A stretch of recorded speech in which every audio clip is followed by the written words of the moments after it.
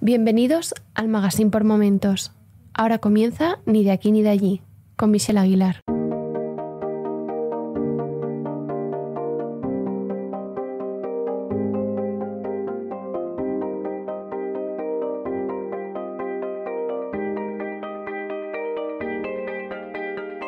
Ni de aquí ni de allí es un podcast donde escucharás las voces de migrantes y las de hijas e hijos de migrantes latinoamericanos en Europa.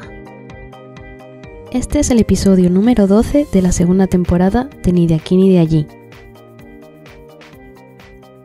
Mi nombre es Michelle y además de compartir contigo nuestras historias sobre migración, he comenzado una newsletter en la que escribo sobre integración, aprendizaje intercultural, prejuicios sociales, racismo e identidades culturales. Te puedes suscribir gratuitamente desde el enlace que encontrarás en las notas del episodio. Hemos llegado al final de la temporada y, de momento, puedo adelantar que estamos preparando una tercera temporada. También estoy participando en la creación de otros 2 podcasts. El primero se llama Suncuyay, un podcast sobre activismo y música por la reivindicación de los pueblos indígenas en América Latina y que verá la luz a mediados de este mes. Del otro podcast todavía no puedo revelar mucho. Te mantendré al tanto a través de mi newsletter, Facebook e Instagram. No te olvides de seguirnos, tienes los enlaces en las notas del programa. En este episodio conversó con Fabi, que acaba de graduarse en Educación Social, con un trabajo de fin de grado sobre la experiencia migratoria de ecuatorianas desde la perspectiva de madres e hijas. Oficialmente el título és Les relacions parentals amb famílies d'origen equatorià des de la perspectiva del gènere, com a factor decisori en la presa de decisions de les filles en la seva vida adulta. Hace mucho que no hablo catalán, así que disculpad los errores.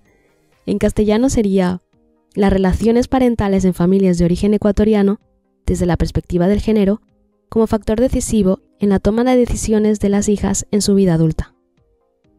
Fabi aporta una perspectiva externa y académica de las vivencias de las familias migrantes ecuatorianas en España.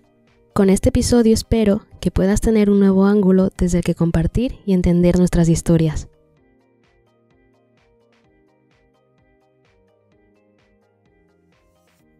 Fabi, muchas gracias por estar aquí. ¿Qué tal si empiezas presentándote un poco? Soy Fabiola Talledo, estoy acabando el grado de universidad, el grado universitario de Educación Social. Mis padres son de Perú y mi hermano mayor es nacido en Perú, yo nací aquí. Y bueno, mi trabajo de fin de grado va un poco por interés, por inquietud, por un poco también conocer un poco más esta cultura, porque conocía y también había mucho prejuicio de esta cultura también, la cultura ecuatoriana, que es a la que investigo y un poco hago entrevistas a las jóvenes y a las madres. Entonces mi pequeña investigación va sobre las relaciones parentales de las familias ecuatorianas, sobre todo teniendo en cuenta la perspectiva de género de las hijas, y analizando pues de qué manera las decisiones que ellas han tomado, las hijas, tanto en la vida académica como en la vida personal, han tenido o han estado, ¿no?, bajo las expectativas de los padres y bajo un poco también las relaciones parentales que han tenido, ¿no?, en su casa, en su hogar. Entonces, la perspectiva de género es la figura de las relaciones parentales en la que era la madre, y me baso sobre todo en testimonios de las hijas. Entonces, teniendo en cuenta su primera persona y su experiencia. También a raíz de esto, de estas expectativas que a ellas les han influido o no, de manera subliminal, por decirlo así, se han visto qué tipo de elementos, qué factores son los que facilitan a estas chicas un proceso de asimilación, de aculturación en su vida. Pues bueno, esto tiene un poco de marco teórico así como muy fundamental y tal. ¿Por qué escogiste concretamente el grupo de ecuatorianos? Sí, es un grupo muy estereotipado, pero también podríamos hablar de los colombianos o de los dominicanos, por ejemplo. Sí, a ver, por un momento mi primer grupo cultural a estudiar eran los peruanos en realidad. pero pensé, claro, es que yo igual también no puedo ser muy objetiva, entonces, claro, teniendo influencia de mis padres, mis tíos y tal, prefería hacerlo de una cultura ajena a la mía, ¿no? A mis raíces y tal. Entonces, ¿por qué Ecuador y no? Pues mira, salió a raíz de diálogos con mi tutora de grado por investigaciones que ella había hecho también sobre el colectivo magrebí. Salió también el tema del colectivo de Venezuela, jóvenes de Venezuela. Entonces, pues pensé en jóvenes ecuatorianas, ¿no? Que también, como que en mis últimos años de carrera y también por un poco mi recorrido de vida había oído ese tipo de prejuicios de pues, las jóvenes ecuatorianas que son madres jóvenes, que apenas estudian, que si los chicos pues pertenecen más a bandas, a pandilleros, el fracaso escolar, ¿no? Que este tipo de jóvenes pues también tienen.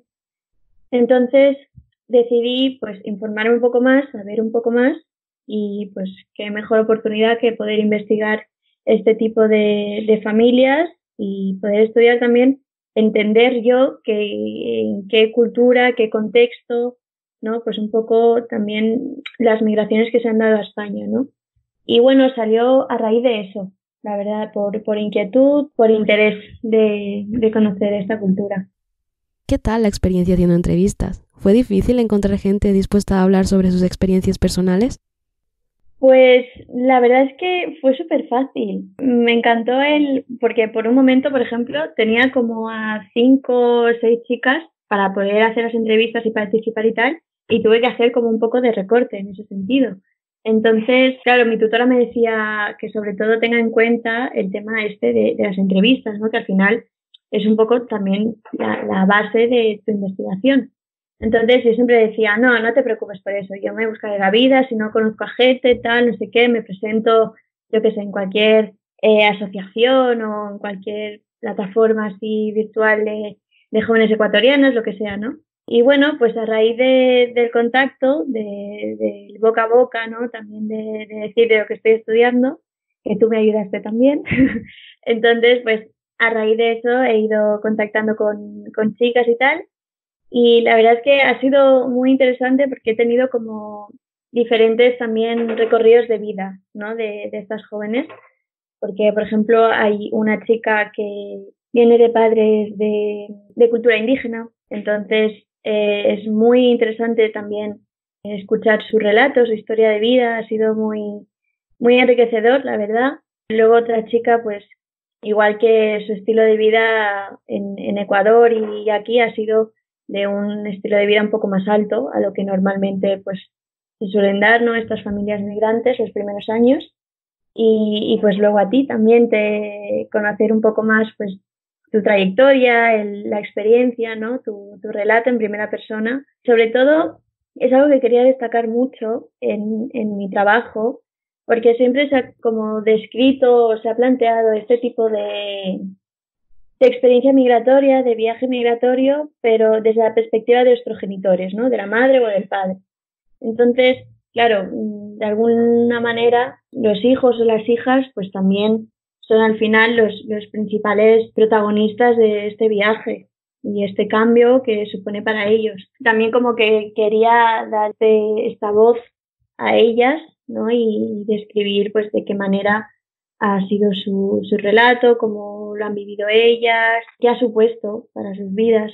¿Hay alguna historia, anécdota, personalidad que te haya sorprendido durante el proceso y con la que te quedas? Pues a ver, me quedo con muchas cosas.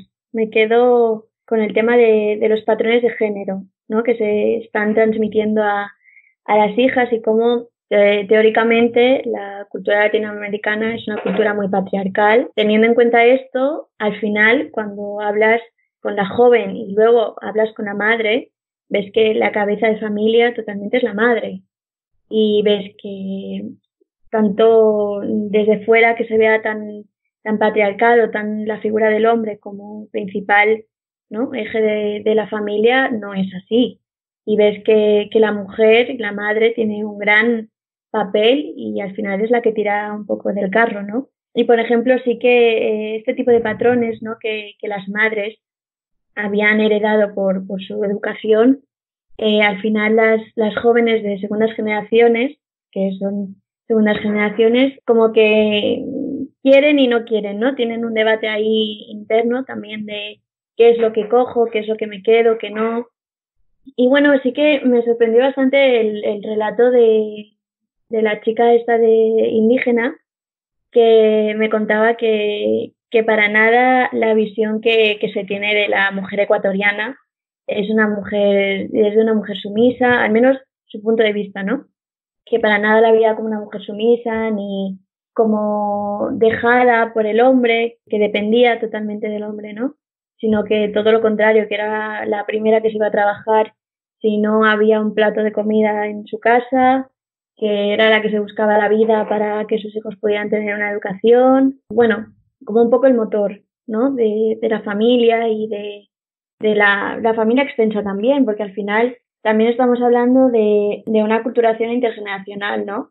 Que hay familia en el país de origen, en Ecuador, y también familia aquí, ¿no? Entonces, como lo que, por ejemplo, los abuelos de estas jóvenes transmitían a sus madres, y las madres ahora en el país nuevo de acogida, en este caso pues España, transmitían a sus hijas, y estas, sin embargo, pues, por ejemplo, habían patrones de casa de mujer, ¿no? Que ellas no estaban dispuestas a seguir reproduciendo.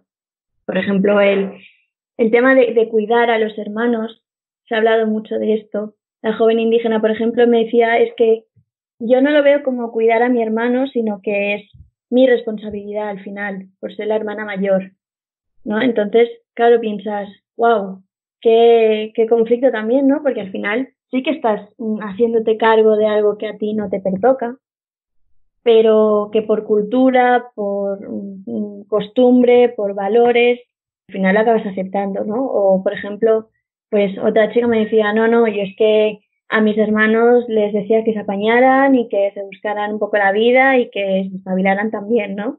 Entonces, es gracioso ver ese punto de vista y también el de las madres, cuando te dicen que ellas en su momento, con sus hermanos, pues también hicieron lo mismo, de hacerse responsable, de hacerse cargo. Sobre todo me ha chocado mucho el nuevo punto de vista que están teniendo las jóvenes en cuanto a su género, ¿no? A su papel como mujer, de las cuales ninguna de ellas, por ejemplo, está casada actualmente, ni tiene hijos, y siguen formándose. Entonces, claro, son las madres, a la misma edad que ellas, pues igual ya tenían hijos, ya estaban casadas y tenían un papel en casa importante, ¿no? Como mujer de casa, del hogar. Y eso me ha sorprendido mucho, la verdad, cómo se está ya dando este cambio y sobre todo, pues eso, en una cultura que es así como muy patriarcal, ¿no? Muy del hombre, pero en realidad no tiene nada de patriarcal. Genial. ¿Podrías destacar algo de tus conclusiones tanto a nivel teórico, personal y práctico? Pues a ver, destacar, claro, como mi función principal mi objetivo no era saber si las expectativas que tenían los padres o las madres, en este caso las madres, hacia sus hijas, les habían afectado a ellas al tomar decisiones personales o en la vida académica, ¿no? Entonces, de manera inconsciente, sí que se ha visto una clara influencia de estas expectativas en las jóvenes. Por ejemplo, en el tema académico, la mayoría de las jóvenes han cursado un grado universitario, cosa que sus hermanos, por ejemplo, en algunas ocasiones o no han llegado a cursarlo o lo han dejado a medio camino. Entonces, la elección de hacer un grado universitario sí que ha venido a influencia de las expectativas de los padres, de querer que tengan unos estudios superiores, de que eso pues al final les lleve a tener una vida profesional y una vida personal pues un poco más alta que la han tenido ellos, ¿no? Una calidad de vida mejor. Y claro, las jóvenes me decían, hombre, es que no sé si ha tenido algo que ver o no sé si ha influido. Yo creo que no, pero realmente cuando te pones a escuchar la historia también de la madre, pues que en algunos casos la madre no ha podido asistir a la vida académica, ni a la infantil, ni a la primaria, ni a la secundaria, y las expectativas y la exigencia, ¿no?, tan alta que ponen también sobre sus hijas, y en cambio no sobre tanto los hijos varones, es algo que también destaca mucho, ¿no?, cómo esperan más de las jóvenes, de sus hijas, que de sus hijos, por ejemplo. También en cuanto a lo personal, destacar que la mayoría de estas jóvenes han roto un poco con lo que se espera, ¿no?, de una joven, de una mujer, ¿no?, porque hay autores que defienden y se basan que la cultura latinoamericana, la mujer, el papel de la mujer, no es entendido como tal hasta que se es madre, ¿no? Entonces, claro, eso es muy chocante para la cultura latinoamericana, por ejemplo, que su hija a los 27 años aún no esté casada, aún no tenga familia y viva sola, por ejemplo, ¿no? Entonces, ese cambio de rol, también de influencia de educación, ¿no? Que estén estudiando y se estén formando aún. Las 3 jóvenes, por ejemplo, se están formando aún académicamente, con un máster, con un posgrado.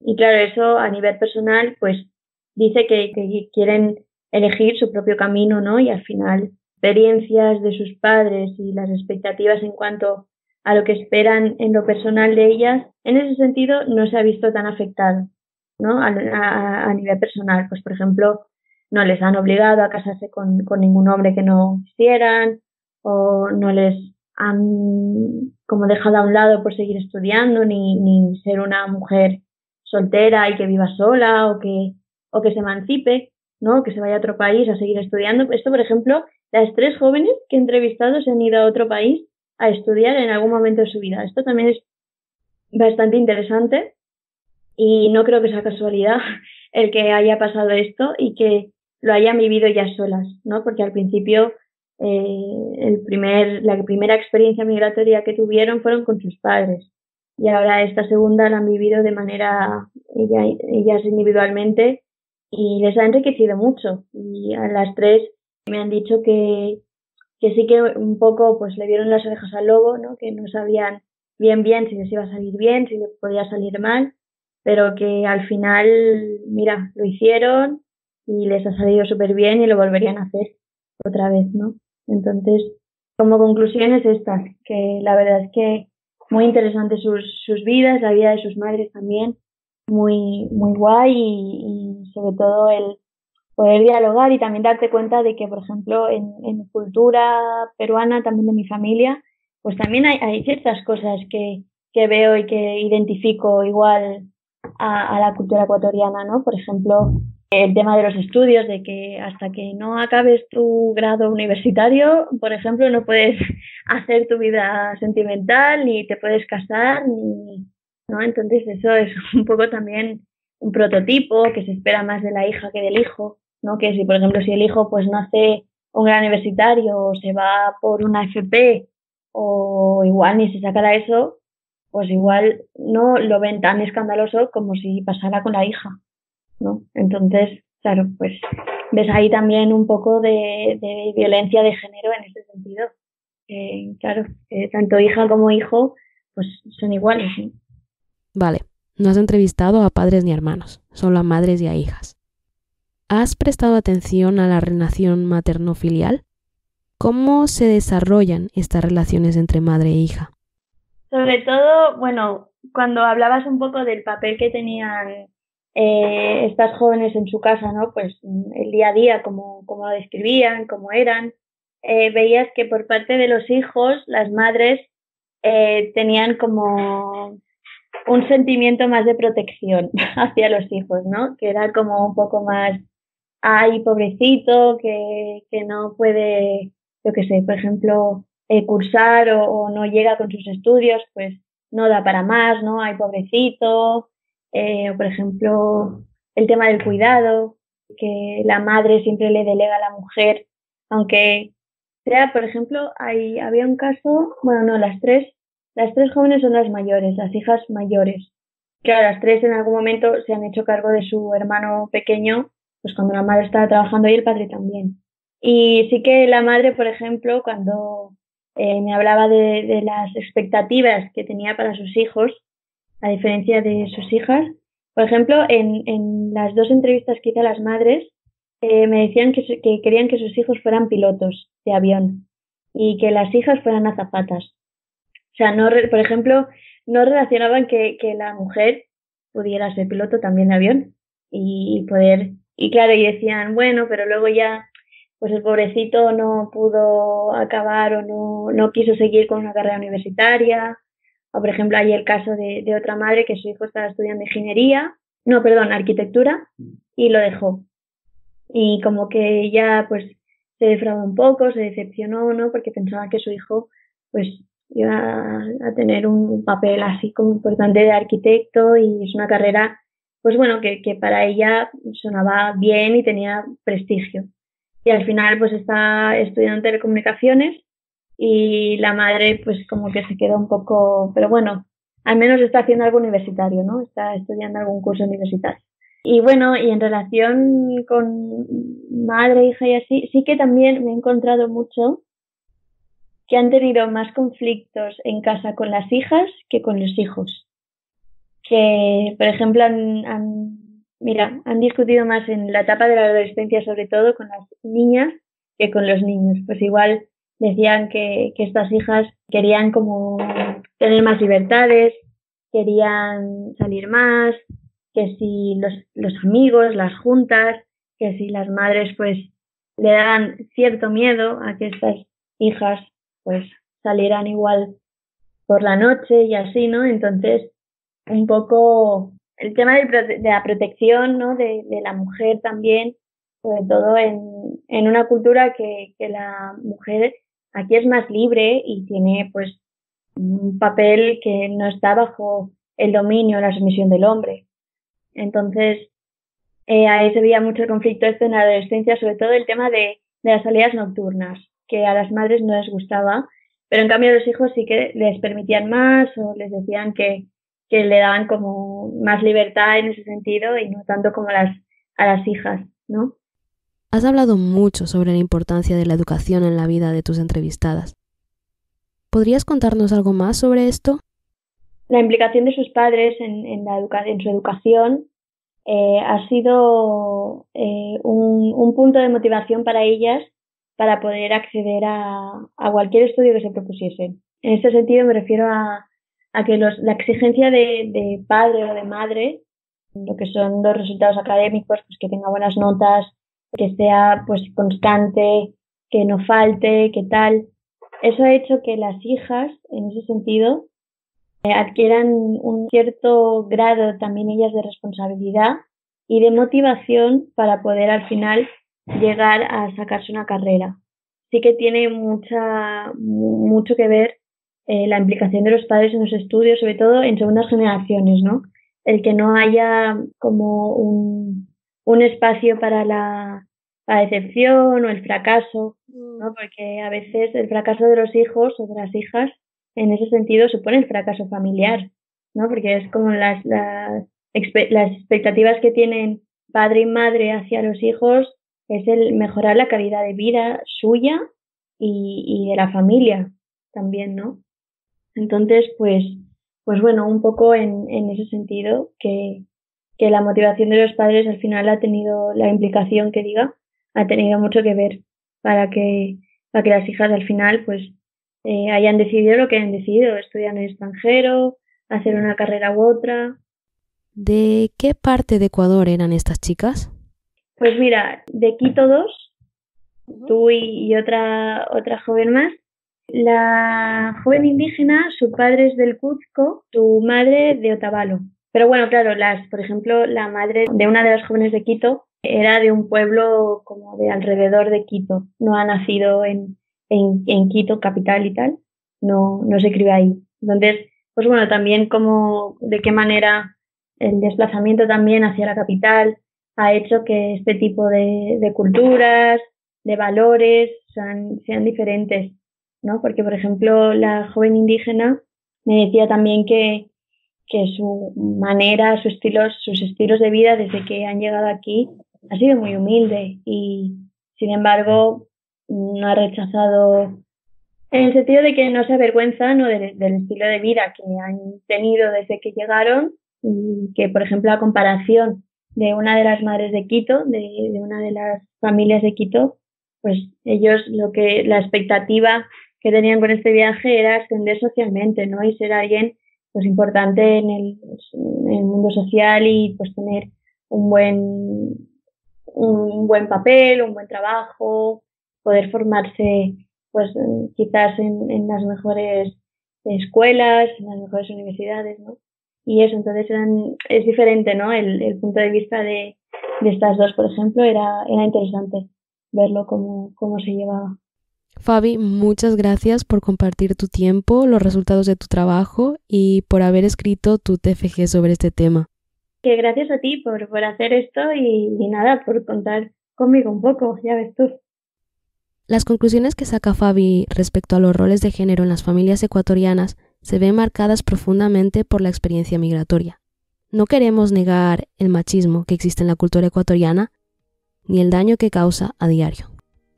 Recuerda que puedes seguirnos en tu reproductor de podcast favorito, en YouTube, en Facebook y también en Instagram en @nideaquí.nideallí. Muchísimas gracias por estar aquí. Nos escuchamos pronto. Si te gusta este programa y lo escuchas desde la plataforma o la aplicación de iVoox, te pedimos que le des al botón me gusta que acompaña a este audio. Si lo haces desde otra plataforma y también quieres, puedes hacerlo buscándonos en iVoox.com.